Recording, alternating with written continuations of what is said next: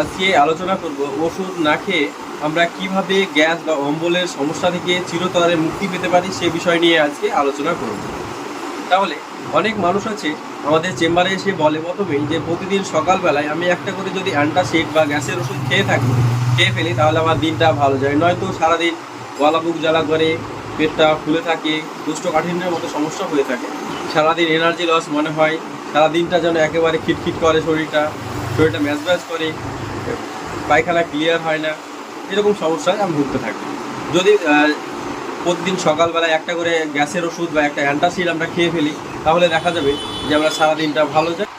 এখন আমরা সবচেয়ে বেশি ওষুধের উপর নির্ভরশীল হয়ে গেছি। ছোট একটা সমস্যা হচ্ছে, ছোট একটা ব্যথা হচ্ছে, ছোট একটা গ্যাসের সমস্যা হচ্ছে, আমরা ঘরোয়াভাবে কোনো ট্রিটমেন্ট না করে সেটা ওষুধ খেয়ে নিচ্ছি, সঙ্গে সঙ্গে ভালো হওয়ার চেষ্টা করছি। তাই আমাদের ইমিউনিটি পাওয়ার খারাপ হচ্ছে।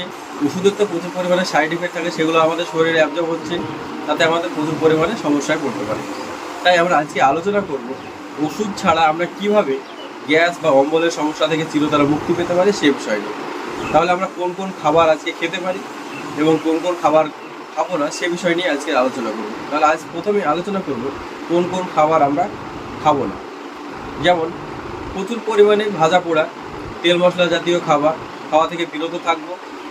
রাস্তার ধারে অনেক সময় রং দোকানে ডুবোতেলে ভাজা, পেঁয়াজি, সিঙ্গাড়া, ফুচকা এরকম টাইপের যেসব খাবারগুলো হয়ে থাকে এগুলো থেকে আমরা বিরত থাকবো। এগুলো খেলে প্রচুর পরিমাণে পেটের মধ্যে অ্যাসিড প্রোডাকশন হয়ে থাকে, সেখান থেকে আমাদের কোষ্ঠকাঠিন্যের মতো সমস্যা হতে পারে, গলা বুক জ্বালার সমস্যা হতে পারে, এনার্জি লসের সমস্যা হতে পারে, এই সমস্যা আমাদের হতে পারে।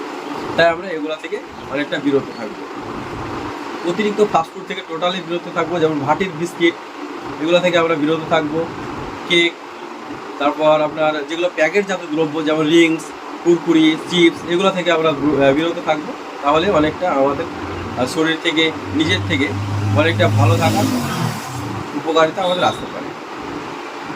নাম্বার 2, আমরা যে বিষয়গুলো আজকে আমরা খাবো না, নিজে ভালো থাকার জন্য যে অ্যাসিড প্রোডাকশন বেশি করে সেগুলো থেকে আমরা বিরত থাকার জন্য যেগুলো আমরা খাবো না সেগুলো আমি এবার আলোচনা করবো যে খাবারগুলো আমরা প্রচুর পরিমাণে খাবো।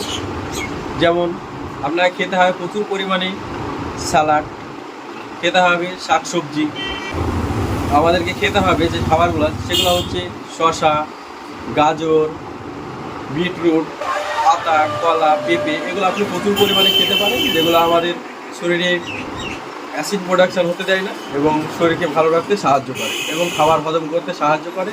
এতে প্রচুর পরিমাণে ফাইবার থাকে, তাই আমরা এগুলো প্রচুর পরিমাণে খেতে পারি। এছাড়াও আমরা যেগুলো খেতে পারি সেগুলো হচ্ছে আপনি খেতে পারেন গ্রিন টি। অনেক মানুষ আছে দেখা যাবে যে দুধ খেলে আপনার সমস্যা হয়ে যায়। যদি আপনার দুধ খেলে সমস্যা হয়ে যায় বা দুধ জাতীয় খাবার খেলে সমস্যা হয়ে যায়, গ্যাস বা অম্বলের সমস্যা হয়ে যায়, তাহলে দুধ বা দুধ জাতীয় খাবার থেকে অবশ্যই বিরত থাকার চেষ্টা করুন। এছাড়াও সাইট্রিক অ্যাসিড যে খাবারগুলোতে আছে, যেমন আপনার হচ্ছে পাতিলেবু, তারপর হচ্ছে কমলা লেবু, এগুলোতে আপনার প্রচুর পরিমাণে সাইট্রিক অ্যাসিড থাকে। এগুলো খেলে অনেকের অ্যাসিড প্রোডাকশন বেশি হয়। যদি কারো এগুলো খেলে অ্যাসিড প্রোডাকশন বেশি হয়ে থাকে তাহলে অবশ্যই আপনার পাতিলেবু বা কমলা লেবু থেকে খাওয়া থেকে বিরত থাকতে হবে।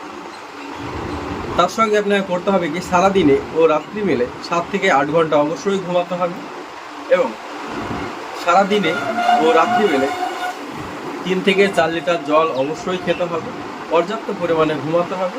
তাহলে দেখবেন আপনার এই যে সমস্যা গ্যাস বা অম্বলের যে সমস্যা আছে চিরতরে আপনি মুক্তি পেতে পারেন, যদি এইভাবে আপনি সঠিকভাবে চলতে পারেন। যদি আমার এই উপদেশগুলো আপনাদের একটুও ভালো লেগে থাকে তাহলে আমার চ্যানেলটাকে সাবস্ক্রাইব করবেন এবং সঙ্গে থাকবেন। আমরা হেলথ রিলেটিভ যে ভিডিও আমরা এটাতে আপলোড করে থাকি এবং আপনাদের ভালো থাকতে সাহায্য